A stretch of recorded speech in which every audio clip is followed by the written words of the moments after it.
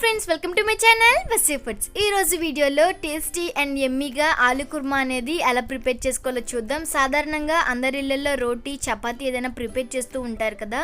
So దానికి కాంబినేషన్గా ఏదైనా కుర్మా కానీ కర్రీ కానీ ప్రిపేర్ చేస్తుంటారు. ఈసారి ఇంకేదైనా వెరైటీగా తినాలి అనిపించినప్పుడు సింపుల్ అండ్ ఈజీగా ఇలా ఆలు కుర్మా చేసి చూడండి, చాలా నచ్చుతుంది. సో దానికోసం స్టవ్ ఆన్ చేసుకొని ప్యాన్ పెట్టుకున్నాను.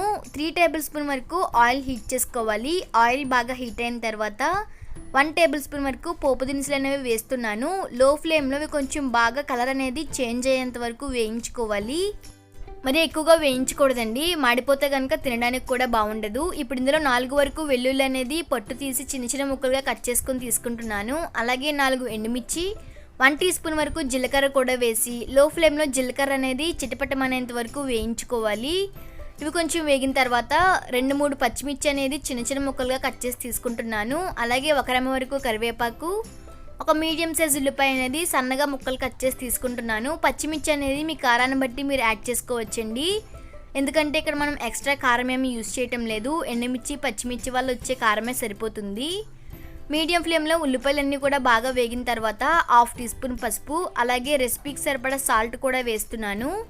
సాల్ట్ వేసిన తర్వాత 1 నిమిషం పాటు లో ఫ్లేమ్లో బాగా వేయిస్తే సరిపోతుంది, ఎక్కువగా వేయించిన అవసరం లేదు.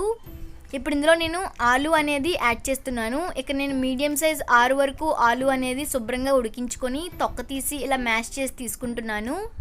ఇక్కడ చూపించిన విధంగా గరిటతో మొత్తం అంతా కూడా బాగా కలిసే విధంగా కలుపుకోవాలి, ఎందుకంటే ఆలు అనేది మ్యాష్ చేసి తీసుకున్నాం కదండి, తొందరగా కలదనమాట. సిమ్లో ఉంచి ఈ ప్రాసెస్ అంతా కూడా చేయాలి, లేదంటే ప్యాన్కి అంటుకుపోయే అవకాశం కూడా ఉంది. ఈ విధంగా మొత్తం అంతా కూడా ఒకసారి బాగా కలిపిన తర్వాత మీడియం ఫ్లేమ్లో ఉంచి ఒక 3 to 4 మినిట్స్ వేయించుకుంటే సరిపోతుంది. ఇలా వేయించుకున్న తర్వాత ఇందులో 1/2 టీ స్పూన్ గరం మసాలా, చిటికెడు ధనియా పౌడర్ కూడా వేస్తున్నాను. స్పైసెస్ ఇంకొంచెం ఎక్కువగా తినేవాళ్ళు 1/2 టీ స్పూన్ వరకు ధనియా పౌడర్ వేసుకుంటే కరెక్ట్గా సరిపోతుంది. ఇక్కడ నేను తీసుకున్న క్వాంటిటీకి ఈ క్వాంటిటీ అనేది చెప్తున్నానండి. మీరు ఎక్స్ట్రాగా ఆలు కనుక తీసుకున్నట్లయితే ఇంగ్రీడియంట్స్ అన్నీ కూడా కొంచెం ఎక్స్ట్రా తీసుకుంటే సరిపోతుంది.